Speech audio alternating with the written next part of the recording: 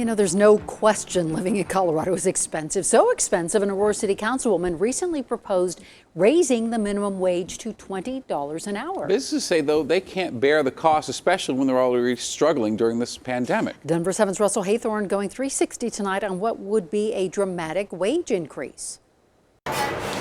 When Sanjeev Kanekar and his wife opened the Great Greek Mediterranean Grill, we opened this place on February 15th of this year. They had no idea they would be shut down just 1 month later. To kind of add salt to the wound, our financing was also denied by the bank because of the COVID crisis. His first year has been anything but smooth. And even now, are we out of the red? No. He fears one more blow could knock his teetering business over the edge. Even a tiny bit of fluctuation will actually send us in the wrong direction. Which is why he and other business owners are adamantly opposed to a new proposal in Aurora to raise the minimum wage to $20 an hour. All of us are really fighting for our survival right now. Under the proposal, Aurora would raise its minimum wage in 2021 by 5% from $12 an hour to $12.60.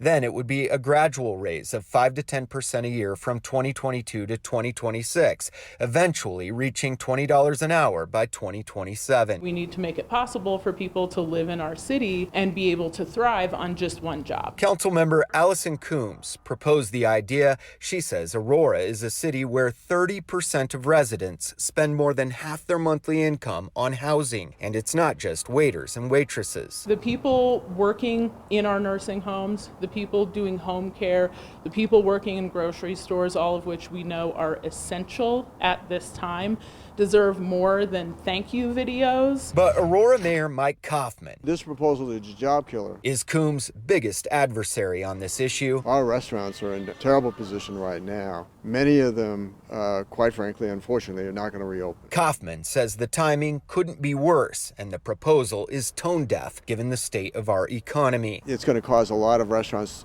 that are right on the margins to throw in the towel. The end point of this policy will be replacing paychecks with welfare checks. Economists don't disagree. Well, the loser for sure is the business. University of Denver professor of finance Matt Klaus says this could backfire. One response that businesses may have is they may have to lay off some people. Klaus says rather than trying to legislate higher wages, the market should dictate the living wage. The labor market wage rates come from the intersection of the supply curve and the demand curve. Everybody may lose jobs if the business has to shut down. Everyone's going to get collectively punched in the gut. Mark Shaker is the founder of Aurora's Stanley Marketplace. He describes himself as a progressive guy and a believer in higher wages. There's no question it's well-intentioned. But he says of the 56 small businesses in Stanley, sales are off nearly 40% on average. There's a lot of businesses right now on the cusp of, do we just throw in the towel to just sort of say, hey, let's just take this on in the middle of a pandemic?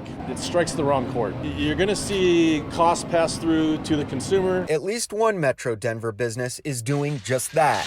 Amethyst Coffee raised its prices during COVID by 50%, allowing it to raise wages, paying each employee $50,000 a year. We decided that we can't keep relying on tips in order to pay people a living wage in cities that only get more and more expensive, like Denver. Yeah. Coombs argues multiple studies show minimum wage increases do not kill businesses. Years where a locality has a minimum wage increase, they actually have a slightly higher small business growth rate. While that may be true, the mayor and others say those studies and examples happened prior to the pandemic, which makes them particularly useless at the moment. But they did it pre-COVID, when the economy was hot. Like, everyone here is being generous as far as their benefits and their pay to the extent that they can, but there's a breaking point. That will kind of just sink us completely. I mean, I don't have a choice but to just shut this place down. Russell Haythorne, Denver 7.